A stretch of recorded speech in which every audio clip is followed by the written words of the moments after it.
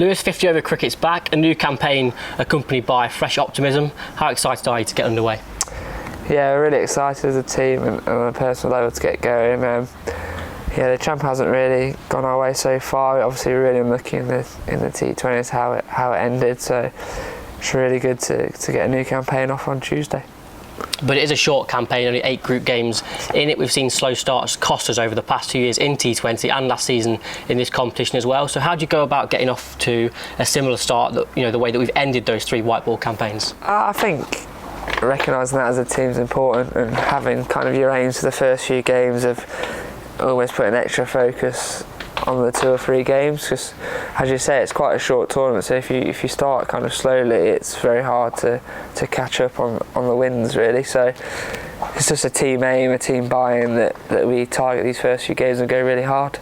But we did look quite a well-oiled machine towards the end of this season, T20, in particular the balance, the side, everyone knowing their roles. So which skills and positives can we harness from the way that we ended that T20 with our performances? I think, as you said, everybody knew their roles in that T20 campaign, so that's one of the things that I'm kind of trying to get across, and so everybody's comfortable where they are, whether it's bat in hand or ball in hand. And obviously the bowling attack was fantastic last year. Obviously there's a few different personnel, but it's the Fonz is still running it the same way we ran the T20. So we're looking at each individual batter and their positives and their negatives, and working around that.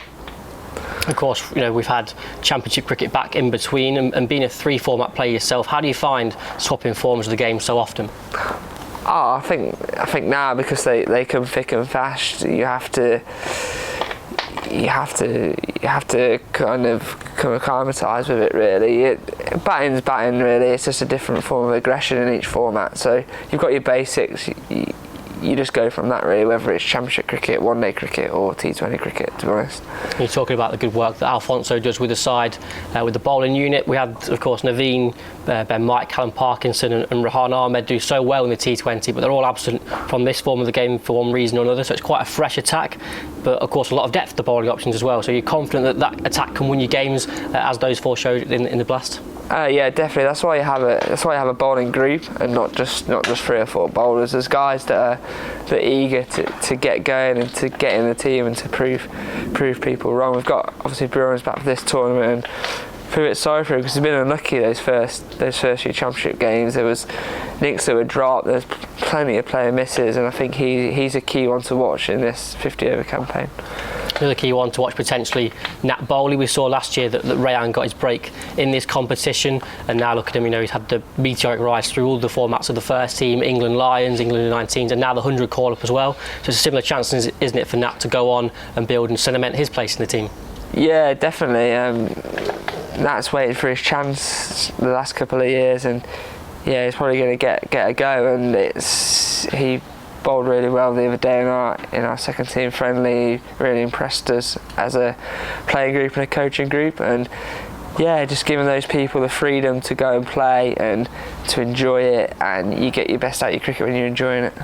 Talking of players maybe getting a chance in this sort of competition, a young Lewis Hill, 9 years or so ago in that Unicorn side, you got your chance in a variation of this format, including a remarkable win here. Do you have fond memories of that, and how has it helped you develop as a cricketer? Yeah, the Unicorns programme was fantastic. I probably wouldn't be kind of playing professional cricket now if it wasn't for that organisation, and the exposure that got you to all the counties playing against them was massive. Yeah, I can't speak highly of the people that ran that. Phil Oliver, who's actually involved with Staffordshire, I believe, he was a big person. He selected me and kind of trusted me with the gloves first time as well. So I owe a lot of gratitude to those kind of people. And obviously it's been a long journey for you on that path to Leicestershire, and now into the captaincy role, which you took on in this competition for the first time last season. Is that something you enjoyed, having that added responsibility? Yeah, as I've got a little bit older, I've kind of enjoyed that side of the game, and obviously vice captain with Cal in the Champo side, you get to help him and learn from Parky, because he's done a fantastic job since he's took over. Results haven't gone our way, but the way him and Ackers lead the side is fantastic, and just learning and watching them do it. I'm trying to learn a few things through those 2 competitions, and then hopefully bring my own format into this one. Yeah, and that'll be a thing that we don't have the luxury of, leaning on Akers and Parky in this campaign. So who else would be leaning on in the squad for that sort of experience and leadership advice? You've got lots. You've got Aaron Lilly. You've got 2 international cricketers in there that have played all around the world and are very, very good cricketers. So there's plenty of people in there to learn from still. And yeah, anybody can give you advice as well, whether you're young, old, grey. Like, anybody can give you advice, and it might be worthwhile. And yeah, so everybody's entitled to their opinion. You've had a year in the role now, the second time around. What are the challenges that you found captaining aside, particularly for the first few games when you had to keep, and then to be on captaincy duty as well? What are the challenges you found? Team selection's always a tough one. You have to leave some people out that are disappointed, but it's the right call for the team. That's probably the hardest thing. On the field, you go with your gut, to be honest with you. You trust your senior guys, you trust your bowlers when you're out there, what fields they want to bowl to.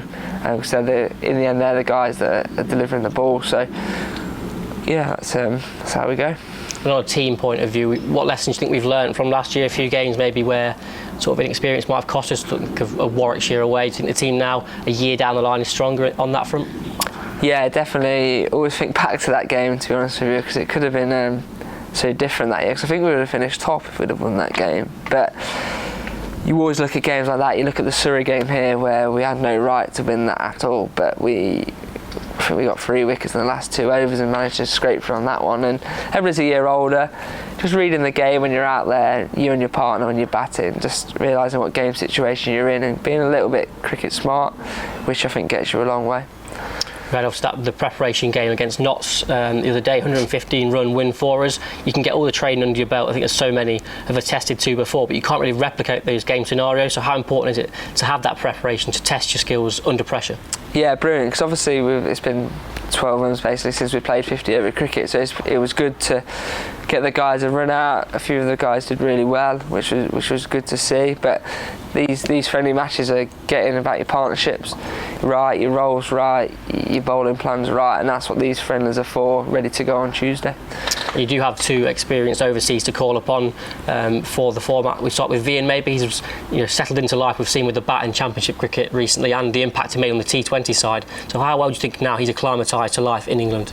Yeah, he's fantastic cricketer, isn't he, really? Like, we knew what we were getting at the start. Maybe it took him a few games to get going, but you forgive that for an overseas coming over. It does take you a bit of time to get used to it, but he's shown the quality that we knew he had, and he's playing fantastically well, and that can only bode well for the one days in the middle order, and he gives you 10 overs of high quality seam as well. So no, he's been brilliant. He's a brilliant bloke as well, which makes it even better. And for Buren as well, you mentioned he's had not that much luck as he would have hoped for in the county championship, but this is again a sort of a second bite of a cherry, a new one for him, a different format. Do you feel that he can make a big impact at the side? Yeah, 100%. Like, as I said earlier, like, he was unlucky in the first few games. He bowled good areas all day and was just so unlucky, and he's so eager to show the fans how good he is, because you face him in the nets and you see him do his bowl throughs. He's a fantastic bloke as well, and 2, he wants to do really well for Leicester. So I have no problems at all that he's going to smash this tournament and show everybody kind of how good he is, and I can't wait to see that. We talked about the bowling depth, maybe giving you a few selection headaches. It's probably the same with the batting lineup as well. We saw yourself, Louis Kimber, Aaron Lilly, Harris Winders in the runs, but also got the likes of Rishi Patel, Scott Steele. There's a lot of options for you, isn't there, to put runs on the board? Yeah, there's great options all round. As you say, we miss Akers from that batting lineup, who's massive for us in the T20 and Championship format. But it gives a chance to one of these guys, as you mentioned, to kind of step up and be a senior member of that batting group and win games for Leicestershire in the end, whether it's bat, as you say, or ball. And just finally then, on the ambitions for the tournament, it's probably one you're going to target to win. You've got a good squad. We've lost a few to the 100, but still a really good chance for us to kick on and maybe go one further than last year when we were so quite close to qualification. Yeah, definitely. You've got to go into every tournament, whether it's Championship or T20 or one days, and your aim is to win it. You don't aim to compete and get to the quarterfinals or the semi-finals. So yeah, we're going all out to win this competition and give the fans something to cheer about.